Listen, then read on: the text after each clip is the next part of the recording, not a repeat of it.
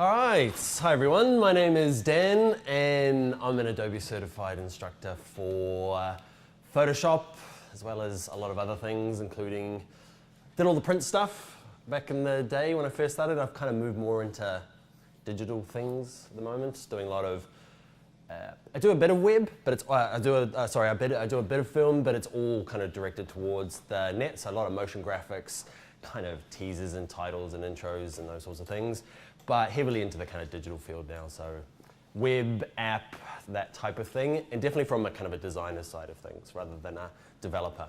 I can do a little bit, okay, but I need my developer buddies to help me out.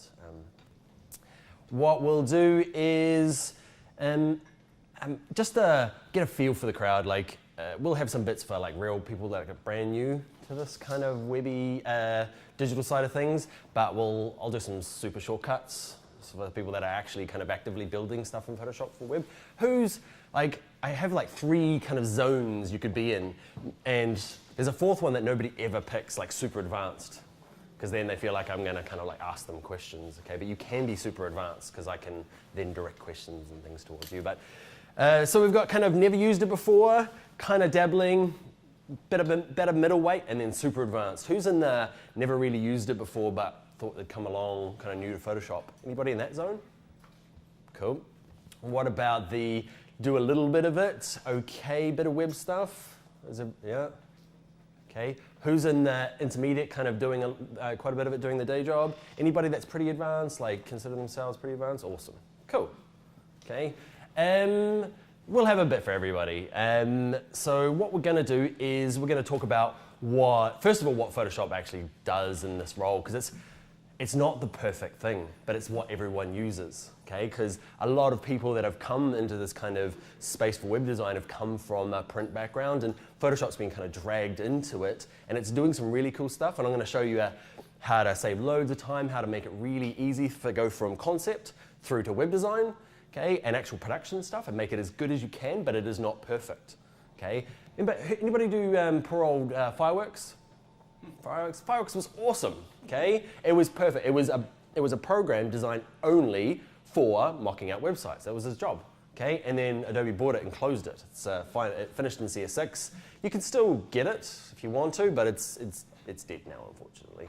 So Photoshop's kind of taking it out, but we all know Photoshop is the jack of all trades, and that's why this kind of class is really good. Like, I run meetups, and this is the one that gets the most people, because it's people that want to use Photoshop, but it's for a very niche thing. It's really hard, because you open it up, you're like, it starts like that. You're like, got some swatches and some layers, and you're not too sure what else to do. You're like, I want to build a website. So I'm going to show you in this class the things you need to know specifically to the kind of app and web development mockups in Photoshop. Now, so essentially what you're looking for, if you're really good at doing this, okay, what you're looking to do at the end is have images, fonts, kind of styles that ready to be built in either an app or as a web development tool. For app developers, they pretty much take the visuals and a lot of the sizings and fonts and things, and then go and do something completely different with it. Okay, so it's a little bit more of a gap between them. You can do some really cool stuff, but in terms of connecting to web designers or web developers, you can do a lot more with Photoshop. Okay, I'm going to show you some cool stuff where you can export CSS that's actually usable. Okay, margins and paddings and images that are the right sizes, and deal with responsive design and deal with the weird kind of markups for images. And so you can do a lot more for web designers to make their job easier. If you're one and the same, like I'd consider myself a pretty competent front-end web designer. Definitely not a developer. I can do HTML and CSS, and I can copy and paste JavaScript, but when I'm designing, I'm keeping in my head, how do I make this easier for me when I'm building? Okay? If you're a designer, it's a little bit harder where you haven't had any experience in HTML and CSS, okay? Because you're not, but you can follow me what I do in this class and try and make it as good as you can so your developer doesn't hate you, okay? He's probably never going to hate you. What you're going to find is you're going to hate him, because he's going to keep coming back, or she's going to keep coming back and asking you questions saying, well, what happens when this happens? What happens when this happens? You can save a lot of time by doing a really good mock-up and prototyping in Photoshop. We're going to look at 2 kind of situations. We'll kind of look at app a bit, and then we'll go into a little bit of web. App's a reasonably easy one to explain because you use Photoshop to do a lot of screens. Okay, so you say you're designing an app that's, I don't know, like it's got some sort of shopping cart. So you design kind of a welcome login screen, the shopping cart sides, the products. So you kind of use the same screen over and over again, okay, with usable parts across them all, but it's quite often the same screen. You're kind of prototyping with it. Okay, where it comes to web design, it's a little bit more complicated. Mainly because of the term responsive. I love that word. Okay, it's our sexy word at the moment, where it just means it adapts for the different browsers. So what your website looks like on a mobile, tablet, and desktop, right? And we'll go into a little bit more detail of that. So those are the kind of two use cases that we're going to do in this one. And because it's the first one, and people don't like ask the questions, but I'd love it if you were thinking, because quite often we can tease out some cool ideas if you're asking, I'm going to ask you, is there any questions? And you'll go, okay, and hopefully one of you will be brave enough to start it, and we'll have a bit more of a Q&A through the session, because it's really useful, especially if you're new. That's the hard bit. If you're new, you don't ask any questions, because it might be stupid, okay? But we'll try. I'm going to try and get you to ask some questions. So, first thing we're going to do is, first of all, if you are new, and say you're a little bit new in the design web world, okay, you've maybe come from a different background, or you're brand new to design in general, okay, just studying, a really good way to get started is looking for free stuff around. The term you really want is UIKit. There are so much good stuff out there at the moment that will help you at least know what you should be designing for. Because you might design something, it's an app, it has a button, some other button, you give it to somebody to make, and they're like, well, what is this? What happens when all these other things happen? So UIKits is a really good way to kind of look for style ideas and look for what you should be actually developing and handing over to a designer or a developer.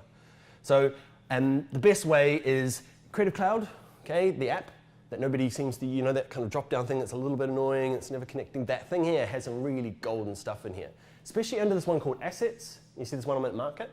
Adobe have actually funded and paid for lots of commercial use stuff, which is really good. So it's not just stuff that's that I could steal or appropriate for a concept and hopefully you don't get caught. There's actually stuff you can use in production. So you might find something that's kind of close to it and start developing it and using it for yourself.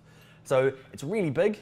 Okay, watch this. If I type in, I think I downloaded that this morning. It's a cool mock-up of an iWatch. Okay, but the beautiful thing is it's a PSD with layers, with smart guides and all sorts of smart objects and all sorts of cool stuff. So you can chuck your designs in, and this Apple Watch just kind of magically does all the work for you. So say the term you want is UIKit, right? That's the term we want at the moment. And you will just find lots of cool, useful stuff. And it's not just app, you'll find web stuff, okay? And you click on any of them, they'll start downloading. They can be huge because they're big layered Photoshop files that you can actually pull apart and just see what they're doing. Like, how is a pro developing websites that are, kind of stripped out? What's the naming process? What do the layers look like? How do I look awesome? Okay. So these UI kits can be really good. You can find them anywhere. Just Google UI kits, free UI kits. Okay, you can find all sorts of stuff. If you do download any of them, they end up in this lovely thing here called your library. Okay, I love this library. Where is he? My library. There's that one I downloaded before. I haven't actually opened it, but can you see what it is?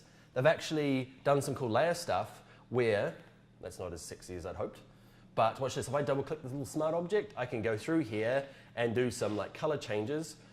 Well, actually add my own logo. Let's ruin their thing.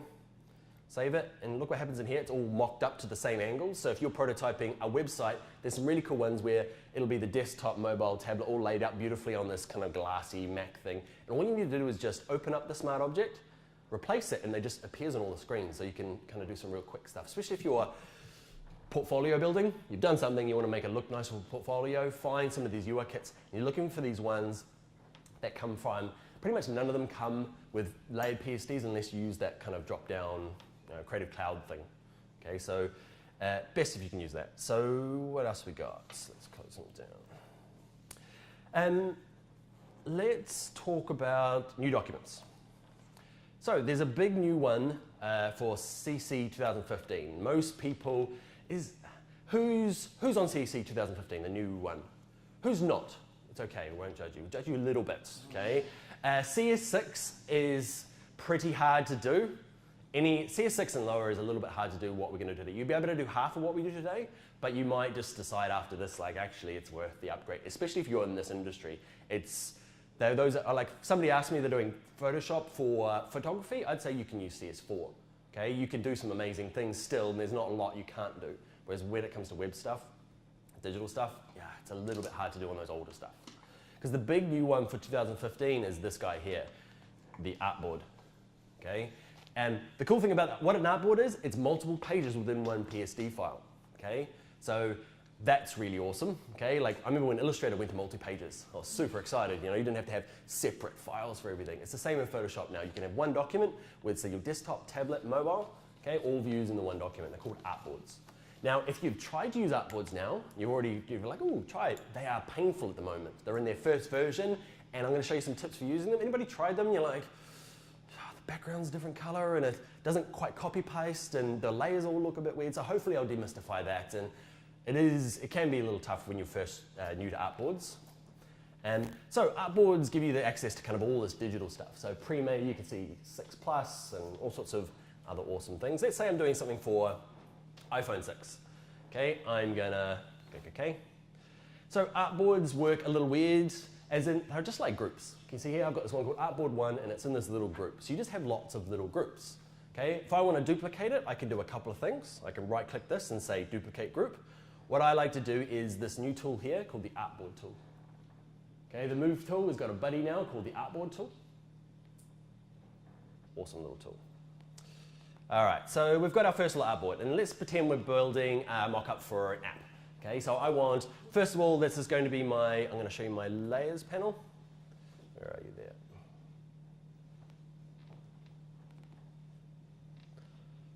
Let's make it nice and big. Okay, so I'm going to rename this one. This is going to be Login. Okay, and I'm going to use this artboard tool, and watch this. People do this, they go click, drag. Nothing works. Okay, with artboards, you've got to be a little bit weird. You've got to hold down the, if you want to select it, you've got to click the edge of it. That's the one big thing. If you're going to use artboards after this, nothing works unless you click the tiny little edge of it. Now I can duplicate it. Okay, I always use the Alt key to hold down and click, hold, drag. Okay, and it's just like dragging a new box, say in something like Illustrator. Okay, and you can just move it around. You can have them anywhere you like. Okay, I'm going to grab him, drag him. And I call this one, we've got login copy. This one's going to be maybe shopfront. Okay, and I'll do another one, holding Alt.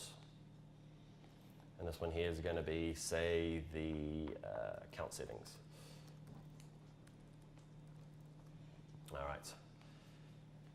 So the big benefit of it is, probably the biggest one is when you're working across things, that, like especially UI for an app, it's going to be very similar across things. Okay, so you're going to reuse lots of bits.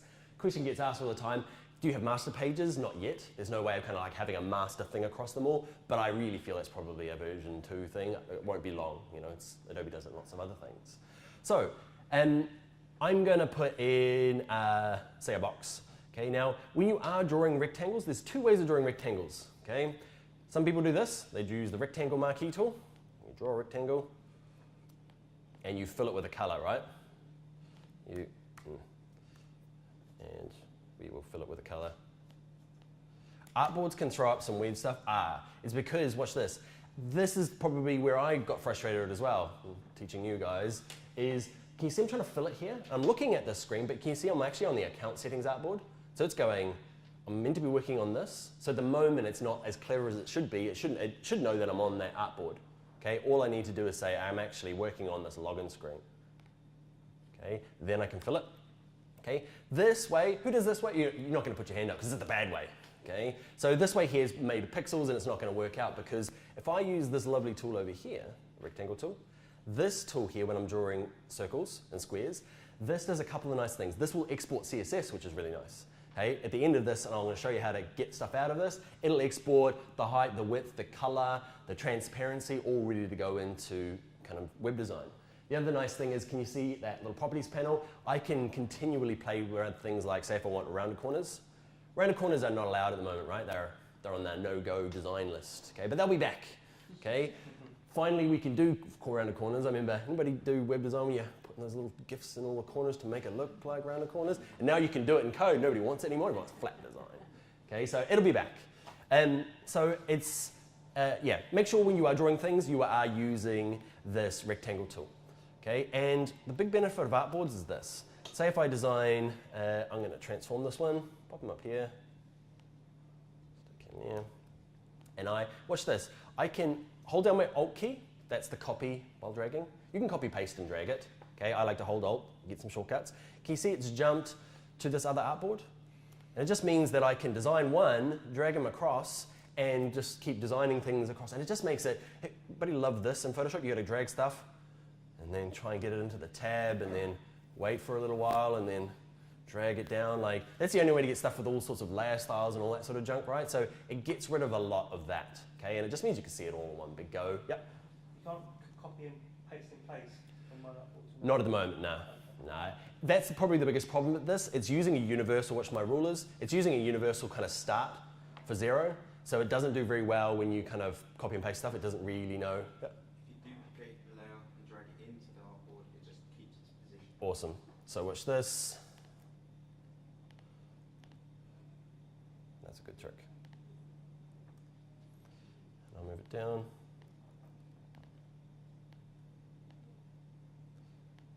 Actually, I'll hold. Awesome. Perfect. That's an even better way. Good tip. All right, so yeah, artboards are perfect for that sort of stuff, you know. It means you kind of design across this board and see things kind of moving across. Now, let's look at more, let's look at building a new artboards for web design. Okay, so I'm going to start with my artboards, and I'm going to start with, now when it comes to building responsive design, I guess it's not a how to build responsive class, but if you're new to it, you need to design all this at different sizes. Now, what you need to know is Photoshop can't pick all the sizes, because what happens is this. I'll show you this quick little site. But I use Smashing Magazine. Smashing Magazine I use as an example, A, because I read it loads, but B, it's got a crazy amount of different sizes, media queries. So essentially what happens, right, at this size, this is looking at it, I've zoomed out a little bit, this is looking at it at like the super desktop size, the XL big version, okay? And this is if you're a big iMac or a 4K monitor, this is what you see. But if I'm on a tablet, right, I'll say a smaller desktop, watch what happens when I get down. Can you see that change? The big change is font size down, then watch when I get down to an even closer to desktop. Can you see the menu goes from the side to the left? And that's going to be probably your biggest hassle when you are designing in Photoshop, is that how many of these stages do I design for? Because the squidgy bit's easy enough, but it's what happens when I redesign it.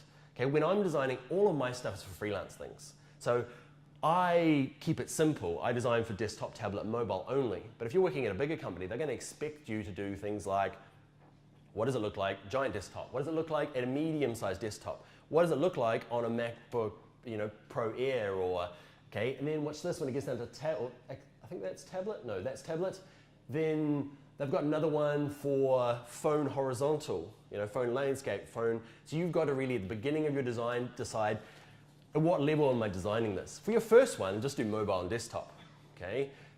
Okay, and then tablets, okay? But you've got to then, you know, as you work on bigger and bigger clients, you're gonna have to like have Photoshop artboards for all the different sizes and what's gonna happen, because you wanna give that to the developer rather than them come back to you and say, what happens on landscape iPhone Plus, you know, iPhone 6 Plus, okay? So you wanna kind of develop for all those. And, all right, so let's make a new little document. Let's make, now, the width obviously is really important. What I do is, knowing how wide it should be is tough when you're new, and most people use the standard Bootstrap standard. So Bootstrap is a kind of an underlying framework that a lot of development is getting done at the moment. So use that as your basis. They have different things called media queries, which says, this is what we think mobile is, and this is what we think tablet is. You might not agree with it, but it's what a lot of the frameworks are using, so you might as well use that, okay? And if you're using, anybody using Bootstrap 4, the alpha one? So I'm doing lots of work with that, and that's a pain because it's now in REM measurements. So if you're unsure when you want to use Bootstrap, after this class, I'll post on social media the template that I built and I use, and you can use that to get started. It'll have all the columns and grids and all stuff for Bootstrap 4 for the newer one, okay? So let's just say it's a desktop version is 960. The height doesn't matter in Photoshop, okay? Because pages can grow and contract, and you will be always making the site bigger and smaller to fit the different mockups you're doing. So I just chuck in a nice big random number. And responsive, we'll talk about, retina displays, a little bit of that. We'll talk about that a little later on. We're gonna just do 72 DPI at the moment. Okay, and we'll talk about how to deal with HiDPI and a few other ones. All right, so this is my first, actually. Make sure it's an artboard. Okay, and we'll do 960 by 1800. Okay. All right. So that's going to be my desktop view, and we'll call this one desktop, and we'll make it easy for the developer. So we'll put in 960 pixels. You can change obviously the artboards up the top here. Okay, there he is there. We're going to chuck in another one, holding Alt, drag them out. This is going to be my tablet view. Tablet is 720-ish. You've got to remember these are guesses, because if you look at how many, like I've got this G7 Huawei thing, which is this crazy number of, it's not a really good, it's a different size from everything. So it's really hard to design for a specific size. You've got to generalize. Okay, and these are nice generalized sizes. This one here is going to be mobile, and this will be 960. And this one will be 360.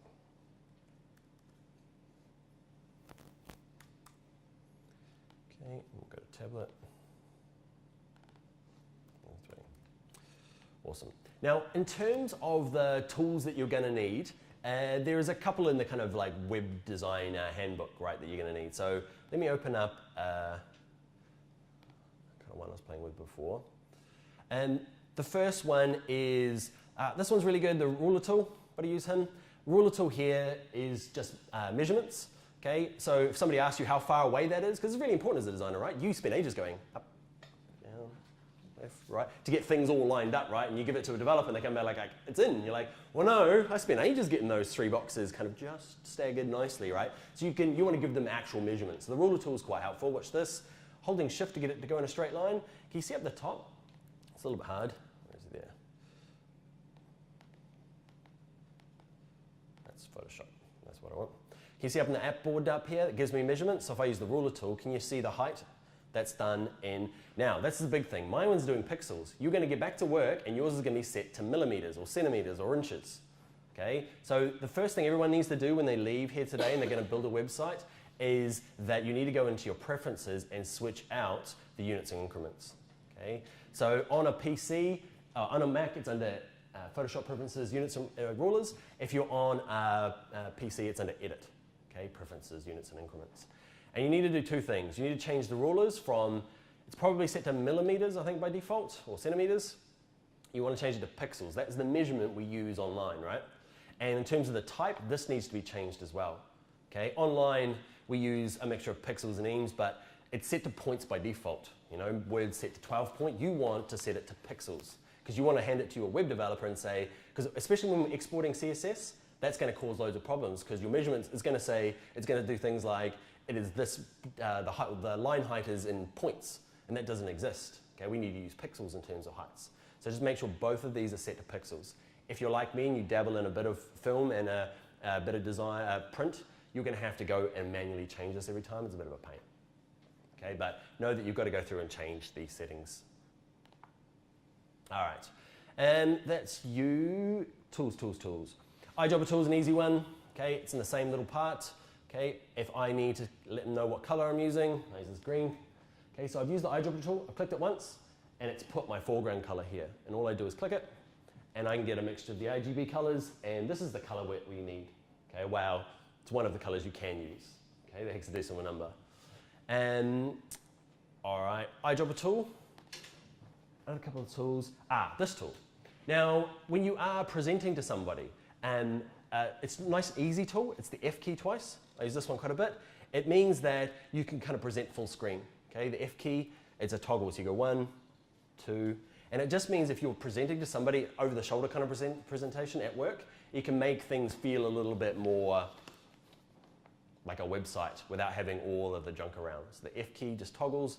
And if you know your shortcuts, you can live in this view here. If you've got like a small MacBook Pro, still a mini, what are they, MacBook Airs, okay, you can use the F key, and if you know loads of shortcuts, okay, you can kind of work in this view as well. But it's just a nice previewing screen.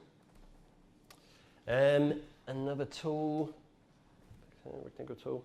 Let's move on to some text. So I'm going to open up my template, right? So I've got this Bootstrap for, where is he? Meetup class. Is he? No, he's there. Let's open him up.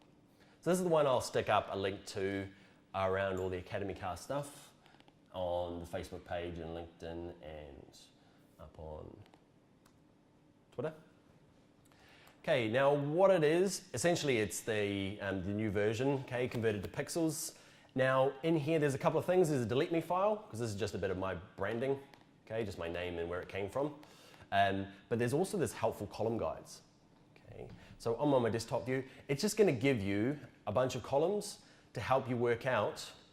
Because responsive design, a quick little one, is that it's built, all responsive web design is based on this kind of like 12 grid system. So at the baseline of all of these responsive sites, the most popular method at the moment is the grid system. So when you are designing, you need to keep in mind that there is this underlying 12 column grid. Okay, and it looks something like, actually I haven't put it there, that's it. That's what it looks like. Okay, so whenever I'm designing, okay, I need to make sure that, say I'm going to draw a box and I want to half the page, I need to make sure I'm kind of keeping to these 12 boxes. Okay, so if it's going to be half and half, I need 6 of these little columns spanned and 6 of them here. And that's how they adjust. You know, we had that size when it went in and out of Smashing Magazine. That's how it decides. Okay, it keeps those 12 grids, can adjust them. And what you can do when you get to say something like mobile is that, say tablet.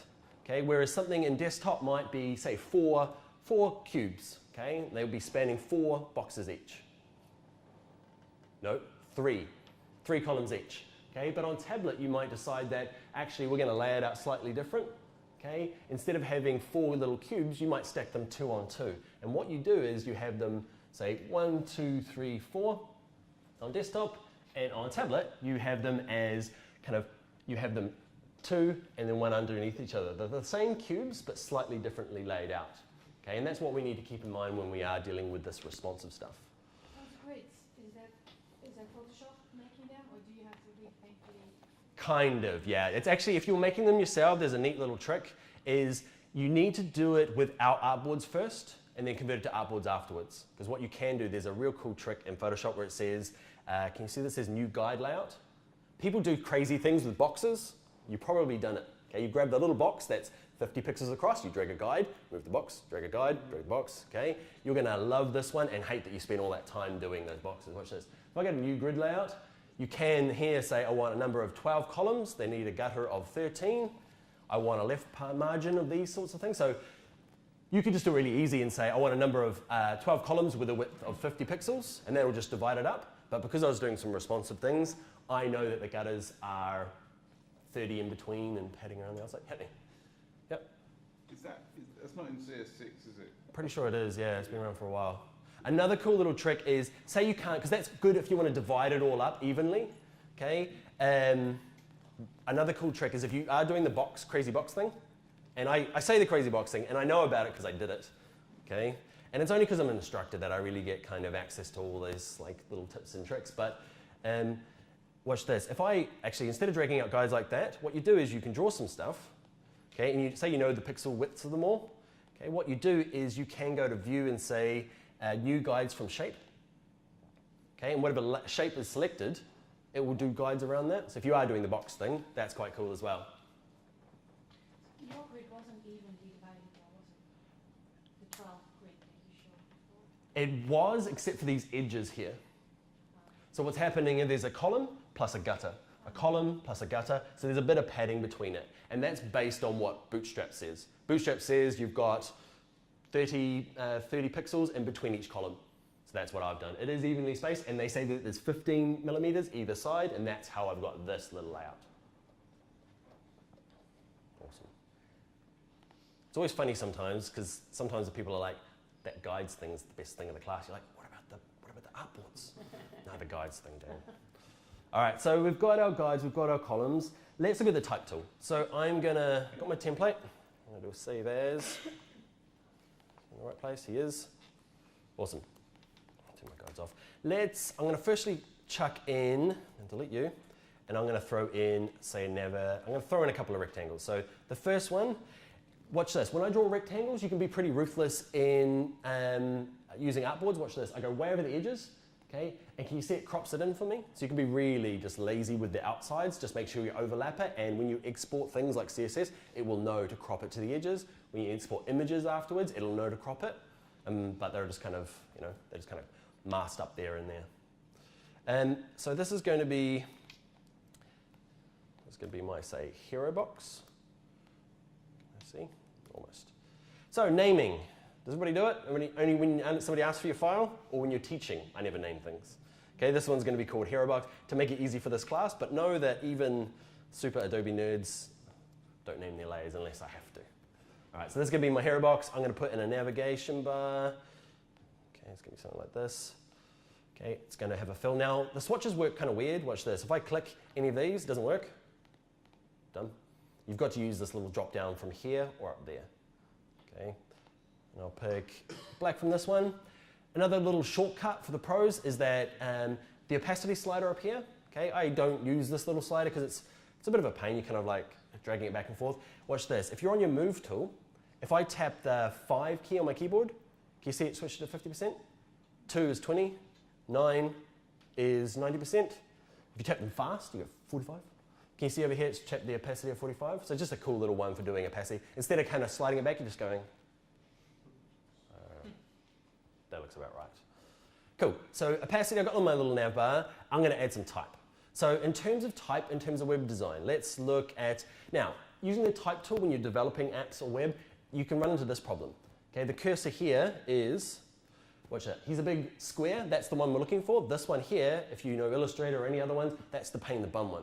Okay, ignore, so it's because I've got this layer selected. What it's gonna try and do is turn my nav bar into a text box and fill it up, which is not what I want. I want a bit of text separate that I can move on its own layer. And that one's even worse, because it's going to turn it into a type on a path and run around the outside, and that's going to be even worse. So you've just got to either deselect it from the layer or just click somewhere else. So I'm doing a portfolio for me, okay, and let's look at a couple of things with type. So when you are dealing with type, I'm going to pick a color of white. When you're dealing with changing the sizes, you just got to make sure you can use whatever trick you use to resize it, but at the end it needs to be a whole pixel size. Because if I use the transform tool, watch this, it ends up being, okay, use the transform to scale it. Can you see it's like 60.97, okay? And it's going to export CSS that's going to do some weird stuff because it's kind of points of pixels when it shouldn't be. So in the end, before you export, make sure it's a whole number, or you use this slider here. Nobody likes this drop down because it never has the number. Like, I'm pretty sure 90% of the time, it's never one of these I want. It's always something in between. So there is this slider here. Watch this. If I hover above this, click, hold, and drag, can you see it changes the sizes? Just kind of drag it up. And, yeah, all right. So I'm going to get down to 20 pixels, move it around. Size-wise, let's get up to 50. Now, in terms of fonts, okay, thank God we've gone over the days where, remember the system font days? That wasn't that long ago, right? If you've been doing web design 5 years, okay, you'll remember when we all had to use Arial. And as a designer, it was really tough because you'd be like, all right, you design it, and you're like, oh, I'll use Arial. And you design, like, out of my 10 websites that I'd build, like 9 of them would be Arial, and then I'm sick of that, and I'd use Trajan or something, and I'd be like, oh, it's awful. And then I'd go back to Arial again, because it was the only kind of, for me, it felt like the only kind of like real body copy font. But now we can use any old fonts-ish. Okay, and Adobe have got a solution, and there's a Google solution, and I'll show you both. In terms of Adobe, they've got this thing called, they bought a company called Typekit, which essentially just serves fonts for websites. So the cool thing about that is if you've got a Creative Cloud license, the CC version, you've got free access to Typekit. And Typekit is awesome, because Typekit allows you to get free fonts, kind of free, you're paying for your subscription, but they are beautiful. They have glyphs and ligatures and all sorts of awesome stuff, and they have web versions, obviously. Quite often. Okay, so if I type in up here, Dan, I want this. And the other nice thing about Typekit is, remember, everyone's got fonts, right? And you didn't pay for them. You got them from somewhere, they're on your hard drive, and you got loads of them, and you wish, you in your computer, like, I'm gonna sell all my fonts into different folders. And you get about like 10% through them, and you never get to finish them, right? Okay, you want that hand-drawn script. They've done this here, they've done some really cool stuff. If I want, say, slab serifs, can you see it's actually organized all the slabs together, which is really cool. But what you want to do, you really want to make sure if you are prototyping web or app, is that you need to tick both of these on. It's mainly this one. It needs to be a font that has a license to work online. Because you don't want to design a site that has to be, the fonts all have to be images. Okay? You get in trouble. Okay? And the reason I turned this one on is that this is one that will allow them to work on your desktop and be able to download them. So, because this is great when it works online, but it means nothing to you in Photoshop while you're prototyping, because you essentially just want a font on your machine to prototype with, and then tell the designer, this is the, you'll find the web version for me. So you've got to make sure both of those are ticked on. You'll see them in the corners there. and they're really easy to use. I'm not going to go through how to use Typekit, but know that especially to install them is super easy. I'll quickly show you. Say if I want to use this one here, I don't like it, but I know I've clicked all the rest of them other demos. Okay, so if I click use font, I get to show, can you see it has all this sexy stuff? You're like, oh, there's thin and light and medium and book, and there's all these extra fonts, which is really nice. You can tick them all, okay, and then click sync fonts, and then something magical happens in the background. They just start loading. Can you see here? It's installed. Photoshop doesn't need to be restarted. And there was that one called, what was it called? I can't remember what it was called. Factory. That's Victoria. Can you see it's installed and ready to go? And that will work on InDesign and Illustrator and After Effects and anything. So Typekit is a really cool font section for you rather than trawling the depths of 100,001 free fonts. So you've got to make sure when you are using fonts that they are fonts that you can use online. Let's dump in, I'll do my, now when you're mocking up, say a navigation, it's totally faked in Photoshop. Okay? You can use fonts that can be used, but we're faking it. So I'm going to put in services. Okay. Then this is the big question, like, what do you do to the spaces? And you just, okay, it's not very sexy. Okay, and you couldn't do that in code, but just got to remember how many little spaces you put between them. Okay, just to space out your bits of type. About us. Font sizes. Okay, in terms of the font, I'm going to use something else. Museo. Everybody using Museo? Everybody's using Open Sans? Open Sans is awesome. I love Museo, especially it's got a cool slab serif and a rounded version. Okay, and make sure that there are whole sizes. Let's go 16. Awesome. Another cool thing about fonts and type is there's two ways, right? I've been doing the click once and that little text box will head on forever. Okay, and what I want to do is I'm going to do a fixed width box. So I'm going to click, hold, and drag, and that'll give me a box that wraps around, and it's really good for doing this. Type, and lo and behold, paste lorem ipsum is now in Photoshop, which is really cool because you'd have to either dump into Photoshop or InDesign, or everybody use that ugly looking lipsum.com, you know, with the cup on the side. Yeah. And the only problem with this, I guess, is that it dumps in a predefined size amount of it. Okay, and just you've got to kind of then go, oh, how much do I need of this stuff? And there's quite a bit extra that goes in. You can see there's lots of extra bits of type. Often what I do is I just put a return in, and I don't worry if it's overset because this is a mock-up. Okay, and it's just mixed. If you've never used lorem ipsum, it's just mixed up Latin words as a placeholder. Now, in terms of fonts, a little bit of a pro tip in Photoshop is that fonts have a tendency to not look as crisp in Photoshop than they do online, right? And the way to get around that is to play around with something called the anti-aliasing. Okay, if you're new to Photoshop and web design, this might blow your mind, but if you are looking to make really sexy mock-ups and you're finding it hard that the fonts aren't displaying nicely, I'm going to use the services one. Watch this. If I go in my type tool, there's this thing here called the anti-aliasing. This is the way that Photoshop interprets the font, and watch the differences. Can we see them from this distance? You see it there? Can you see it on the board there? Not on this projector. Okay. Let's go U. Now I can't see my thing. Here we go. Sharp. Can you see it kind of like sprung to life down the bottom there? There's him. And then I'll go strong.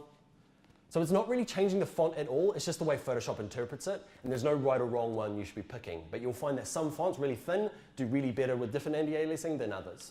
Big giant fonts never seem any different, but it's the little body copy ones that you print out and they get all craggly in Photoshop in your mock-up. Have a play around with the anti-aliasing to see which one's going to display nicely. All right. Fonts. Questions about fonts? Anybody running into problems with fonts or got a job to do with fonts or?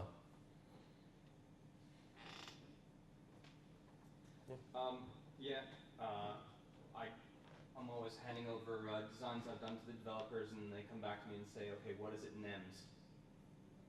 There's no conversion, okay, but essentially times it by 16, right? So divide it by 16. 16 is the aim rate, right? Mm-hmm. So yeah, I couldn't tell you off the top of my head. I'd have to do my little Google. There's nothing in Photoshop that, yep. I tell the developer to get a tab in his browser with my design, yeah, and then get a tab with what he's building and flip between them. So you can't see a difference. Yeah. There is like What do you mean? But Yeah, exactly. It depends on your developer. Like some can get in and have a look, but yeah, in terms of EAMS, there's no good calculator, except there's calculators online, as long as 16 is EAM, right? If you don't know anything about EAMS, that's it. So most of them are 16, so yeah, 1 is 16, 1.1 is 18. You can work out a lot of relationships, but it doesn't come out of this. It'll give you pixel sizes. Okay, so not even. A lot of the frameworks will actually do a conversion using SAS code anyway. Awesome. So it just spits out the right CSS. So it depends on your developer. He could not have to do anything, and it just. If he's a good developer. Talk to that guy. He seems to know what he's done. Yeah. And fonts. Any other questions about fonts? No? Awesome. And so let's look at the next bit. Fonts, downloads, color. Color. Now, when it comes to picking colors, yep. A small question. Do all these fonts support all the characters? Because in the very past I had problems with Greek. Yeah, so you'd have to check out Typekit and make sure that they have, most of them, because they're part of this Typekit thing, are pretty. Not necessarily. They don't necessarily all have. No, they don't. They're better than free fonts, but yeah, you're right. You need to go through and see what, so if I pick this font here, you want, say if you're looking after different languages and you need Cyrillic letters and other things, you need to make sure that there is more to this font than meets the eye. Okay, that's not just all English. You need to go find and see what glyphs it has, what other languages it supports, but it's a per font thing. Okay. The good thing about Typekit is that it has things like Garamond and things that you might actually say they've got a company's already got print stuff. Then it's about a 30% chance that it'll actually be on Typekit to be used, so they can continue that brand through from print all the way online. All right. And this is a new panel for in here, just so you know. Watch this. If I go to window, actually, where is it? Glyphs. There it is. That's a new one in Photoshop. Okay. Instead of, there's a glyphs panel now in Photoshop, just so you know. People that come from like Illustrator or InDesign, this is already useful. Okay. There's a glyphs panel now in Photoshop, so you don't have to get out of it. Or you do what I do, and you do this. Does everybody do this? You hold down a key and smash away until you find them and you copy and paste them out. That's still a valid Photoshop technique. All right, glyphs, tools, text, pixels, not points, Typekit lines. Color. So when you're, say, a web designer, like if you, say you come to me right now and you say, Dan, build me a website. And I'll say, great, and you're a bank. I'll make it green and gray. Okay, because I like green and grey. If you come to me and you say, design my website, and you're a cafe, you're going to be green and grey as well, and you green and grey, because I like green and grey at the moment. So it's hard to get out of your colours, right? So a really nice little technique to get out and kind of find other colour spaces is Adobe. Who remembers Cooler with a K? You will not find that anymore, okay? They've cancelled that and renamed it Color with a C. So now you can never find it, okay? You can't even Google it because you're like, Adobe Color. Pantones come up and all sorts of stuff, so you need to know that they've renamed it Color, and it's hidden under extensions. It's called this one. They're called Adobe Color Things, which seems like, I love the branding of Cooler. Now Adobe Color is this, essentially all it is a mixture of colors that other people use that you can then appropriate. So I'll click this Explore button, and can you see this is the most popular of all time, Sandy Stone Beach. And say you like it, and you're like, say you're doing visuals for a website design, and you need 3 of them, right? So you kind of different kind of colorways and type, same structure. You can go through and just pick 3 different colorways to start working with. Okay, and it's really easy to implement. Watch this. Say if I like Finies, let's go to Add Swatches, and watch. Can you see it's just added over here into my swatches, so I can start using it. And you can upload your own. It's amazing what you'll find in here. Use this little search term as well. If I type in 80s. Say MacGyver needs a website. Hey, okay, that's my favorite one. 80s fanny pack. Like, it's just really cool to type in cafe and bank, and it's amazing what you'll find in terms of brands that you will know, okay? Because designers upload their swatches to share with other people in their company. It's just an easy way to have all the right colors, okay? And you'll see lots of, like, why is the London Route Master color scheme there, you know? Like, London 2012, there's just lots of stuff in there that you'll find. And you can upload your own and share it around. And anyway, it's just a good way of getting out of your own color habits, okay, using some different stuff. And colors, U tools, color text. Let's look at images now. Images is probably the biggest part of this, right? We've got some structure, we've got some type. Let's look at what we do with images. And there's 2 methods for, essentially what we want to do is bring something in and crop it for the use we want to use it for. And there's 2 ways. There's a layer mask and a clipping mask, okay? Clipping masks are your best friend when it comes to web design, okay? There's a couple of perks for it. And It doesn't really matter at the end of the day, but clipping masks are really nice. Watch this. I'm going to do some duplicating and picking some new colors. Can't use that. And I'll use, where are my colors? I'll do. My little mock-up layout there. I'll go for purple. Okay. And let's say I want to put in an image here. So what clipping masks work in a weird kind of way. You bring in an image, and underneath it you have the shape you want it to be, and you stick them together. Okay, and they will take your image will take the shape underneath. Okay, and it's a really non-destructive way of working. Bringing in images there's a million different ways of bringing into Photoshop. There's no right or wrong way. I do what most people do is I just kind of drag them on the icon or just dump them in. Another way that you might not know about is these two. Okay, place embedded and place linked. That's a really cool one. Place linked, that most people don't know about it. You can do it like in Design or Illustrator. You can link an image externally, and you can switch that out, and it will adjust in Photoshop, which is quite cool. Okay, keeps the file sizes quite small. If you're working on a really dog old laptop and the fans are always on and stuff, you'll find that using place embedded images will keep the file size down and make it run a whole lot faster. You know, the trouble is if you lose those images, we have the same problem we have in, it can't find them and we're a bit stuck. So I'm going to do place embedded, and I'm going to bring in an image. Now, where is my image? Books. Okay, where did I get these images from? In terms of free stock library stuff, what you want to do is, this is probably the biggest one at the moment. It's called freeimages.com. Anybody remember the stock exchange, SXC? That's been bought out and switched over to this now. And the best thing about this site is that it's commercial use. Okay, not just free stuff that you've stolen from Google Images. This stuff has a commercial license. Okay, so say that I wanted, I can't remember what I got, but old building. I can't remember how I got the books one, but can you see the stuff over here? This is commercial use. Okay, and the sizes are all a bit different. So if I click on this guy here, this one has, how big? Very big. Okay, it's 0.8 megabytes. Does it say the pixel size? It's massive anyway. 500. Is that all? Oh, there you go. So they're all various, depends on where they got them from. What you've got to do is try to ignore the sexy ones over here, this handsome man, okay, because these all link to iStock. Okay, so, but you can find good stuff over here. You won't find anything with models, but you will find stuff with people in it. You will find lots of inanimate objects. They're perfectly good to use. The big thing to do though is that when it loads via relevancy, and relevancy is dumb. Always best is most downloaded, okay, because then you find the things that people are most downloaded, and often it's the good stuff come to the top. Okay, I find that's probably the best use of free images, that website at least. And so I'm going to bring in this guy. I'm going to dump him in at a big size here. The cool thing about, I'm not going to go into smart objects too much here, but you can see it's put it in automatically as a smart object rather than doing your drag it in, copy paste, right click, convert to smart object. If you are using smart objects, it does it automatically. Now transform it roughly a size. I'm going to grab my rectangle tool. I'm going to drag out my box. I should be sticking to these. Okay, so I'm going to make sure that this one here maps across 1, 2, 3, 4 columns.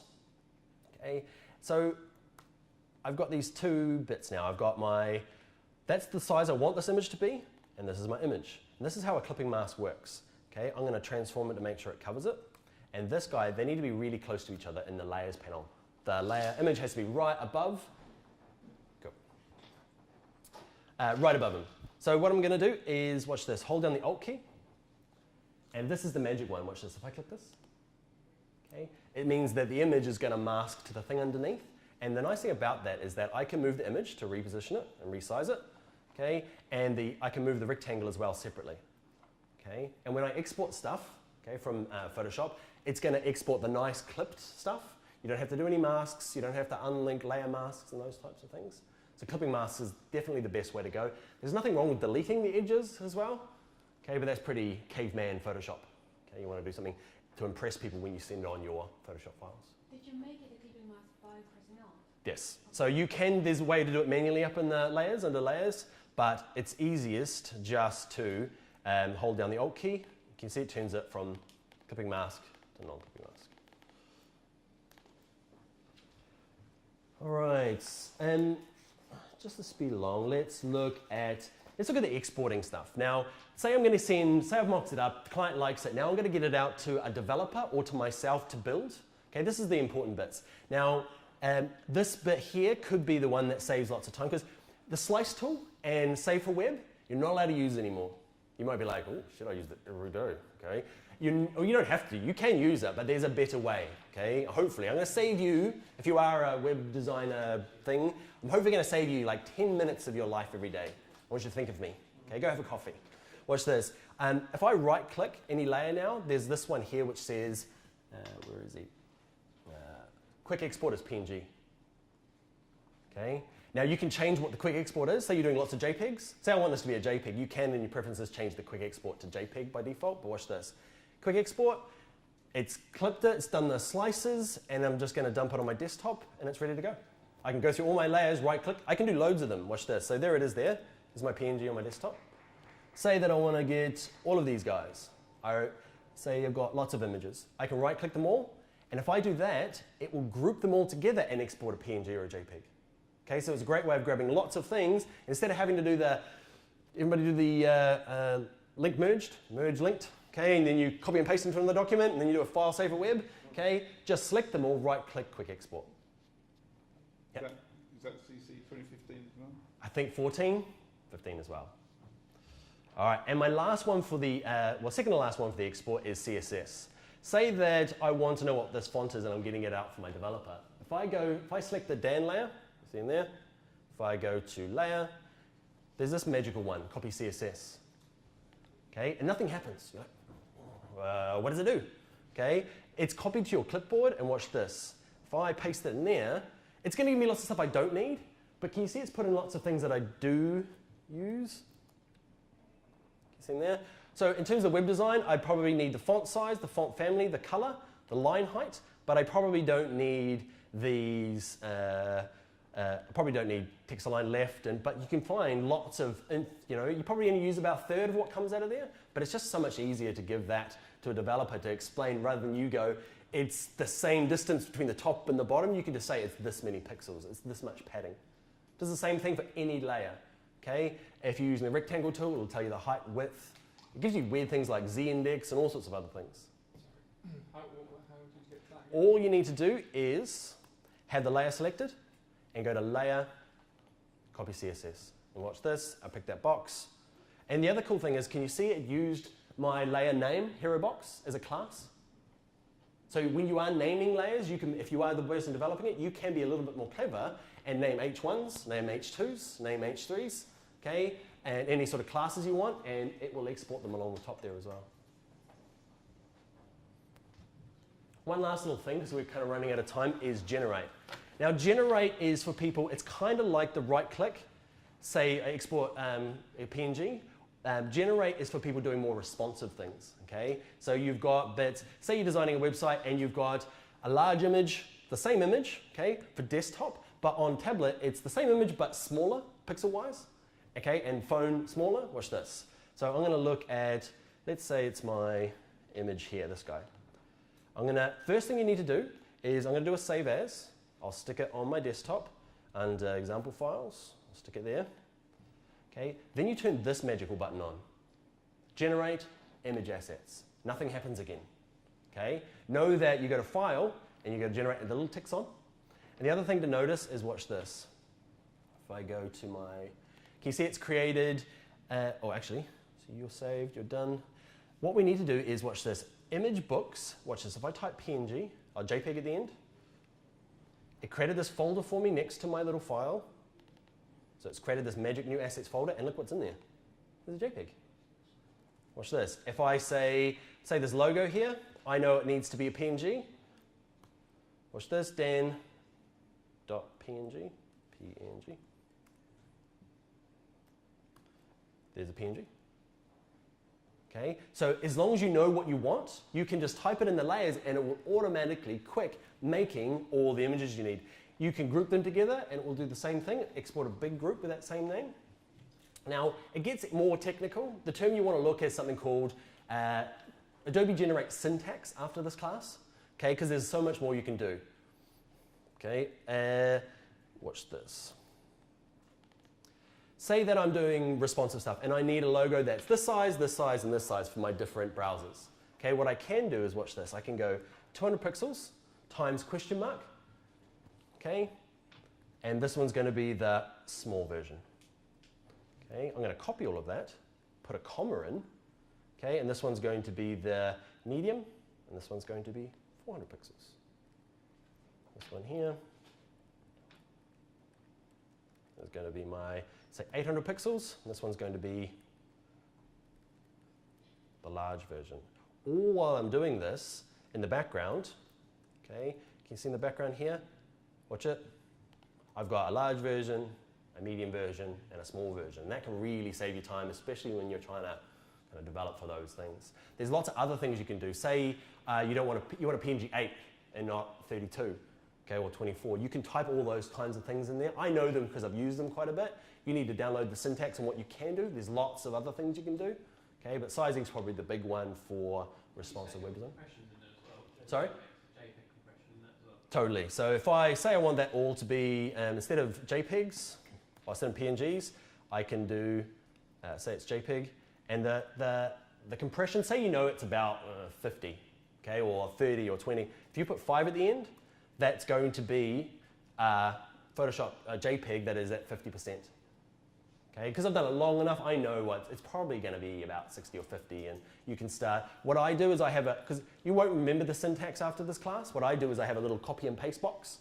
So I just copy it, dump it in, change the names, and I have for Bootstrap I have small, extra small, medium, large, extra large, ready to go. Okay. What's really cool is that as you change things, and this will be my last thing. As you change things, and say I change the crop of this. Okay, to over here, watch what happens. It's produced another one. So as you're working, what's going to happen for you guys in a little bit, right, is that Reflow is a program that's going to move Photoshop documents into prototypes. At the moment, it's in preview. It's a tough one. It's a bit of a bag of cats. Anybody tried Reflow? It's a little bit tough to use. That will become the future of prototyping. You'll mock it up in Photoshop, okay? You'll develop in Reflow, and that'll be a full working prototype, and then the developers will be able to take it up from there and have a lot of the kind of media queries and stuff done from there. We don't have a little bit of time for questions because I think we're all done. What I'm doing though is I'm here all day. I'm speaking again about edge animate and kind of flash killing banner ad type stuff at I think about 2. I'm not sure what class I'm in, but I'm just going to hang around and sit around, and so if you want to chat about different things, that'll be us. You're welcome.